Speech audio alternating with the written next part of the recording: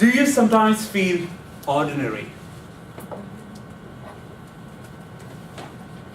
Each one of us is a beautiful work of art and creation.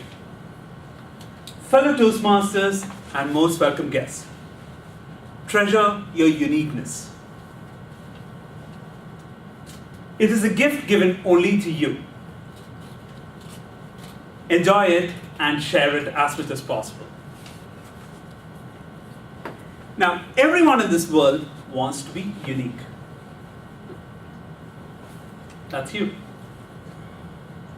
But this world somewhere doesn't allow you to be unique. They want you to be someone else, somebody else most of the time. Let's take for an instance on how this world tries to make you somebody else. When I was a child, I was an average student. I was just an ordinary child. But on the other hand, I had my brother. He was a super kid. He was brilliant. He was intelligent and good at everything. If I scored a 70, he would score a 90. If I was good at one sport, he would be good at 3 sports. If I go to the school, my teacher would say, you could have scored like the top 5 rankers, or be like my brother. The problem at that time was, I used to get compared with my brother for everything. But that changed. And it was few teachers and coaches who changed that.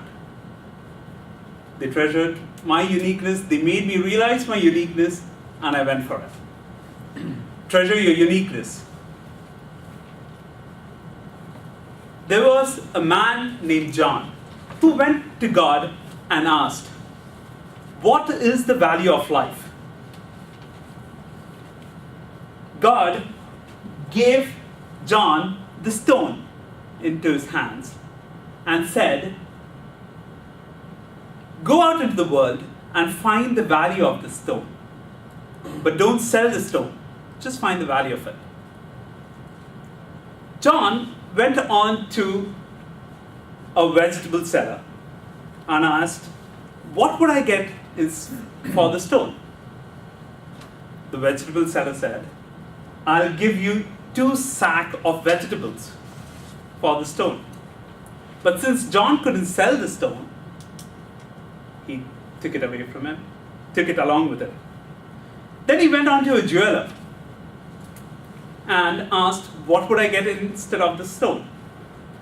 The jeweler looked at the stone, putting it in both of his hands. Wow, this looks precious. And he said, I'll give you $10,000. But because of God's promise, he couldn't give it to the jeweler. Seeing that, the jeweler said, I'll give you $50,000.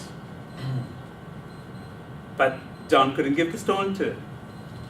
Then he went to a precious stone seller. The precious stone seller kept the stone on the table, went round the table, looked very closely to the stone, and said, even with all the things that I have, I won't be able to buy the stone from you. Confused and stunned, John went to God and asked, these are the things that these vegetable seller or the jeweler and the precious stone seller told me. What is the real value of life, God? Then God said, the answer that you got from all 3 of them is the value of life. Further explaining, God said that you will be precious, or you might be priceless. But every person in this world, or the people in the world, are looking at you based on how they are looking at you. What is the ambition that they have about you? you are unique. You have to make the most out of it. And in God's eye, you are unique. There is no one who can replace you. Treasure your uniqueness. Now, I remember a famous quote by one of my mentors, that is APJ Abdul Kalam, and he said,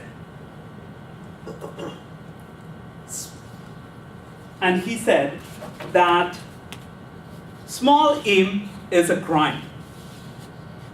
Aim for big ones. And dream for the impossible if you want to be unique in life. Dream for the impossible if you want to be unique in life. Now, if it was no uniqueness, you wouldn't have found out the electric bulb, which was invented by Thomas Alva Edison. Or if there was no uniqueness, you wouldn't have found the telephone, which was invented by the Alexander Graham Bell. Do you know of a great person who won a Nobel Prize for her contribution? She preached and believed that give until it hurts. It was Mother Teresa.